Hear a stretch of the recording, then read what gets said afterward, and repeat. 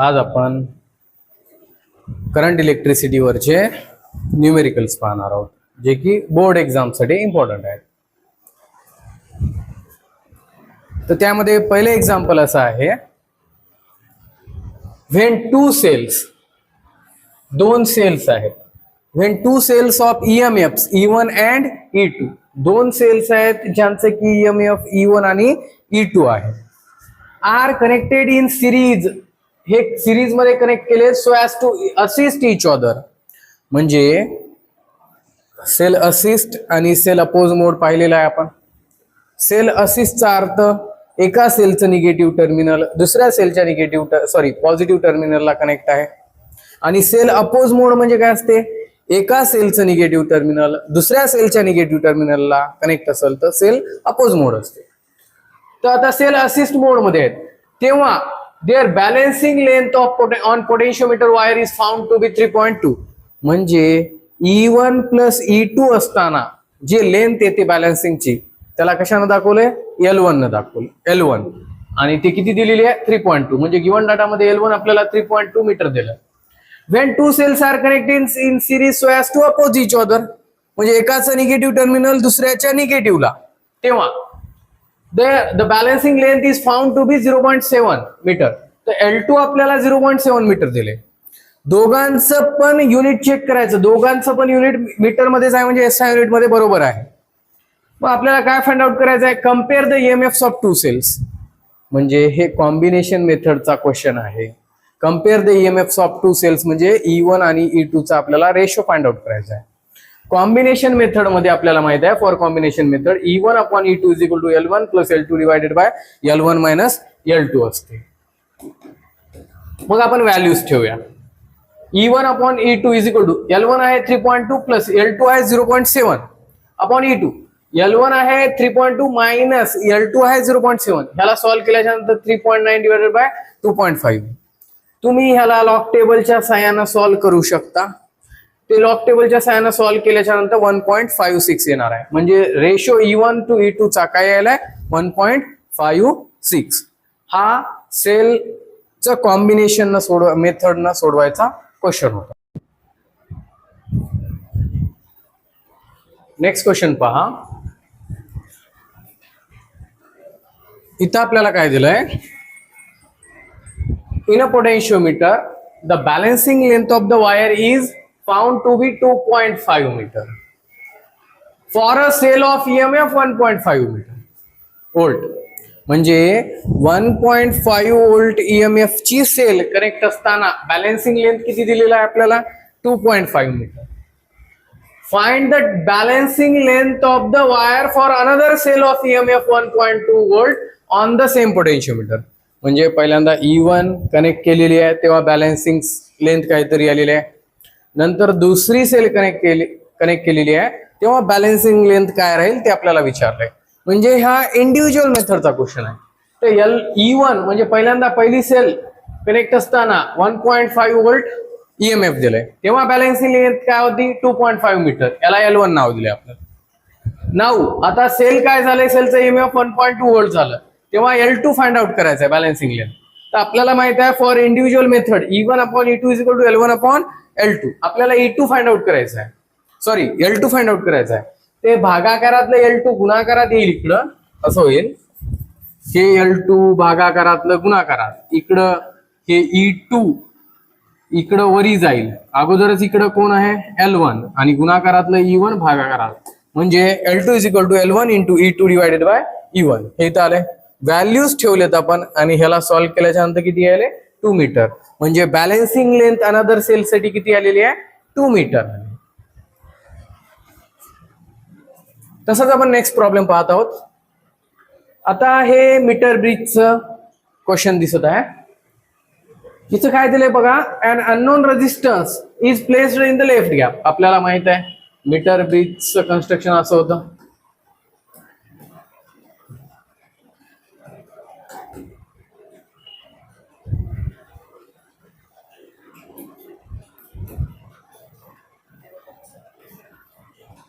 हे general metre bridge आहे समजा शॉर्ट मध्ये.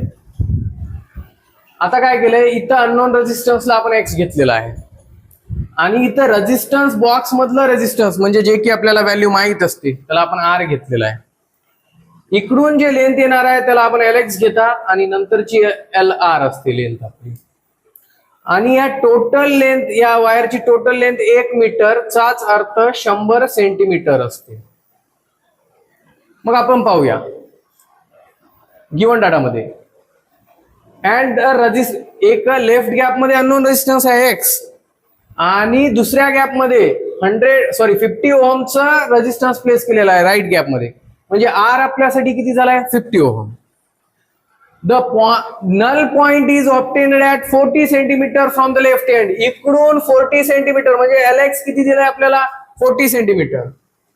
सेंटीमीटरचं मीटर मध्ये कन्वर्ट करण्यासाठी आपण 100 न डिवाइड करत असतो. म्हणजे हे 40 भागिले 100 हे मीटर मध्ये येते. 40 भागिले 100 म्हणजे 0.4 मीटर असते. म्हणून 40 सेंटीमीटरला आपण 0.4 मीटर लिहिलेलं आहे.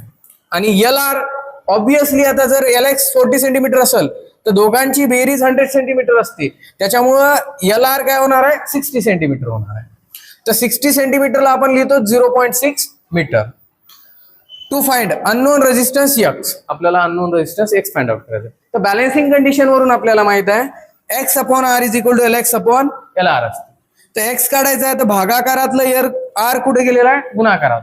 तर X is equal to L X upon L R into R. L X ची व्हॅल्यू ठेवलेली आहे, एल आर ची व्हॅल्यू ठेवलेली आहे. म्हणजे असं झालंय थोडं. एल एक्स ची व्हॅल्यू 40 आहे, एल आर ची व्हॅल्यू 50 आहे आणि याला सॉल्व्ह केल्याच्यानंतर 33.33 ओहम आन्सर येणार आहे. म्हणजे लेफ्ट गॅप मधलं रेजिस्टन्स म्हणजे अननोन रेजिस्टन्स एक्स किती असणार आहे 33.33 ओहम. नेक्स्ट क्वेश्चन सोपा आहे पहा. Find the total current I flowing through the following circuit. आपल्याला एक सर्किट डायग्राम दिले, नंतर आपण याला R1 R2 नाव दिलेली आहेत. ह्याच्यातून टोटल करंट किती चाललंय आपल्याला फाइंड आउट करायचं आहे.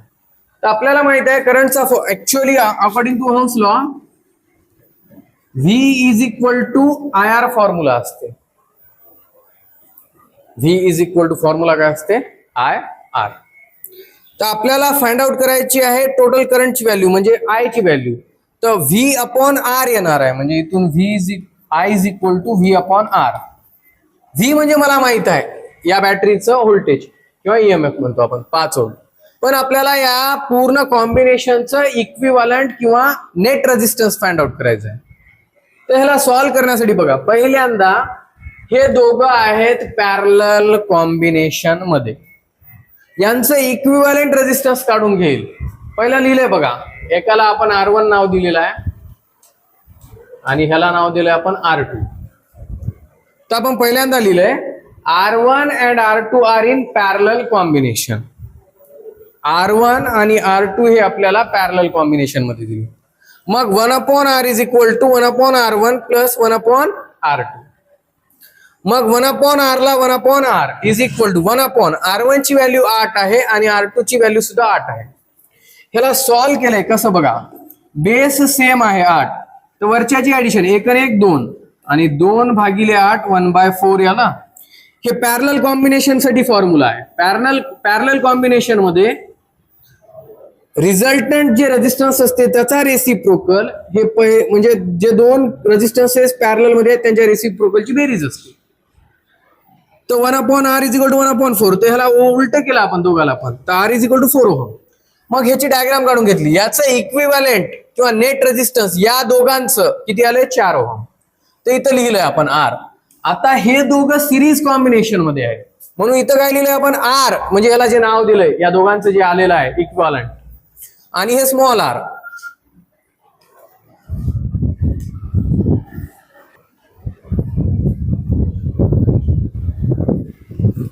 तर हे कॅपिटल R आणि small r in series combination. मग RS इज इक्वल टू सिरीज कॉम्बिनेशन मध्ये रेजिस्टन्सेसची डायरेक्ट ऍडिशन करतो आपण. पॅरलल मध्ये रेसिप्रोकलची ऍडिशन होते. तर RS is equal to capital R plus small r. 4 plus 1 किती आलेला आहे 5 ओहम. म्हणजे रेजिस्टन्स इक्विव्हॅलंट रेजिस्टन्स 5 ओहम आलं. मग लिहायला होतं आपण we know that I is equal to V upon R S कसं आलाय ते सांगितलंय. व्हॅल्यूज ठेवले, व्ही ची व्हॅल्यू 5 आणि इक्वलंट रेजिस्टन्स 5, 5 भागले 5 1 एम्पियर. म्हणजे ह्या सर्किट मधून 1 एम्पियर एवढं करंट पास होणार आहे. तसाच नेक्स्ट क्वेश्चन पहा. हे दोन क्वेश्चन्स, पहिला आणि हे दुसरा वाला सेम आहेत. आपण एक सॉल्व्ह करूया, एक तुम्हाला करायचं. Voltmeter has a resistance of 100 ohm. व्होल्टमीटरचं रेजिस्टन्स 100 ओहम दिलंय, ते गिवन डाटा मध्ये आर 100 ओहम लिहिलंय आपण. What will be its reading when it is connected across a cell of 2 volt and internal resistance 20 ohm. तर त्या बॅटरीचं इंटरनल रेजिस्टन्स 20 ओहम आहे आणि ईएमएफ त्या बॅटरीचं 2 व्होल्ट आहे. तर आपल्याला त्या व्होल्टमीटरची रिडिंग काढायची आहे, म्हणजे व्होल्टमीटरचं व्होल्टेज काढायचं आहे, त्याची रिडिंग. तर आपल्याला फॉर्म्युला माहित आहे, V is equal to I R. आणि या अशा कंडिशनसाठी जिथं बॅटरी पण कनेक्टेड आहे, रेजिस्टन्स पण आहे, त्याच्यासाठी फॉर्म्युला आयचा आहे ई म्हणजे ईएमएफ बॅटरीचा upon R plus small r. मग ह्या आय ची व्हॅल्यू इथं ठेवणार आहे आपण, आय ची E upon R plus R आणि इंटू कोण आहे आर. प्रत्येकाची व्हॅल्यू ठेवा. कॅपिटल ई ची म्हणजे ईएमएफ ची 2 आहे, कॅपिटल आर ची 100, स्मॉल आर ची 20 इंटू कॅपिटल आर ची वापस 100. हे 2 अपॉन 100 प्लस 20 120 इंटू 100. ह्याला सॉल्व्ह केल्याच्या नंतर 5/3 म्हणजे 1.67 व्होल्ट येणार. तसाच सेम क्वेश्चन तुम्हाला हा सॉल्व्ह करायचा घरी.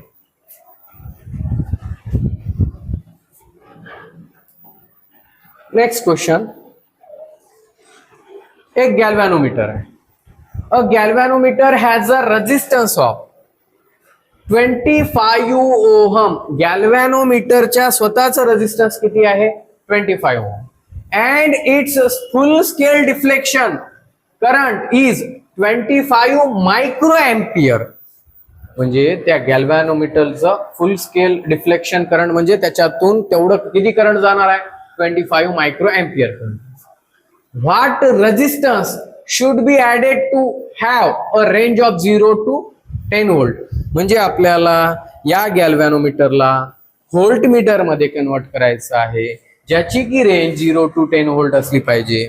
आपण शिकलो गॅल्व्हॅनोमीटरला व्होल्ट मीटर मध्ये कन्वर्ट करायचं असेल तर लार्ज अमाऊंट म्हणजे लार्ज रेजिस्टन्स त्याच्या सिरीज मध्ये कनेक्ट करत असतो.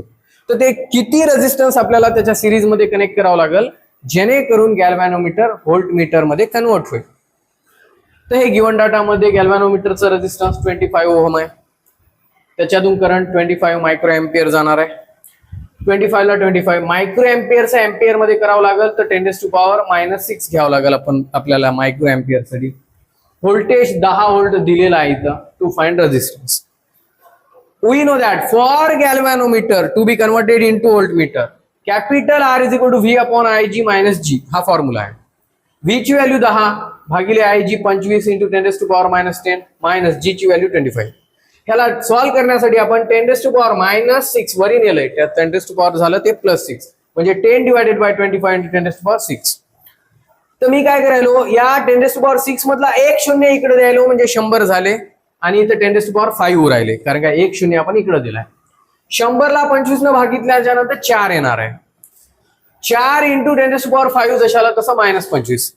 ह्याची डायरेक्ट ऍडिशन किंवा सबस्ट्रॅक्शन करता येत नाही आपल्याला. ह्याच्याजवळ 10⁻5 आहे, ह्याच्याजवळ नाही आहे. एक तर ह्याच्याजवळ 10⁻5 आणा किंवा याचं 10⁻5 कॅन्सल करून टाका. याचं 10⁻5 कसं कॅन्सल करता येईल, या 4च्या समोर 5 शून्य लावल आपण आणि -25 ला -25. मग ह्याला कॅल्क्युलेशन कसं कराल, या 4 ला 5 शून्य ऍड केले समोर तर एवढ्या 4 लाख मधून 25 जर मायनस केले तर हे एवढे येणार आहे रेजिस्टन्स. ऍक्च्युअली आता इथे डेसिमल पॉईंट मध्ये लिहित आहे आपण, तर 5 ने डेसिमल पॉईंट इकडे शिफ्ट केला 1 2 3 4 5. जेव्हा लेफ्ट साइडला डेसिमल पॉईंट शिफ्ट होते तेव्हा पॉवर पॉझिटिव्ह मध्ये वाढते. तर इथं डेसिमल पॉईंट दिसत नाही म्हणजे इथं आहे, इथून याला 5 संख्येनंतर शिफ्ट केलं आपण लेफ्ट साइडला तर पॉवर 5 न वाढल पॉझिटिव्ह मध्ये. तर 3.999752 10⁻5 ओहम. म्हणजे आपल्याला त्या गॅल्व्हॅनोमीटरची रेंज वाढवायची असेल तर एवढं रेजिस्टन्स त्याच्या सिरीज मध्ये कनेक्ट करावं असा त्याचा अर्थ. तसाच हा क्वेश्चन आहे पण ॲमीटर मध्ये कन्वर्ट करायला वालेला आहे. बघा, a resistance of 3 ohm is connected in parallel to a galvanometer of resistance 297 ohm. म्हणजे गॅल्व्हॅनोमीटरच्या पॅरलल मध्ये रेझिस्टन्स कनेक्ट केला याचा अर्थ ते शंट आहे आणि गॅल्व्हॅनोमीटरला एमीटर मध्ये कन्वर्ट करत आहोत आपण.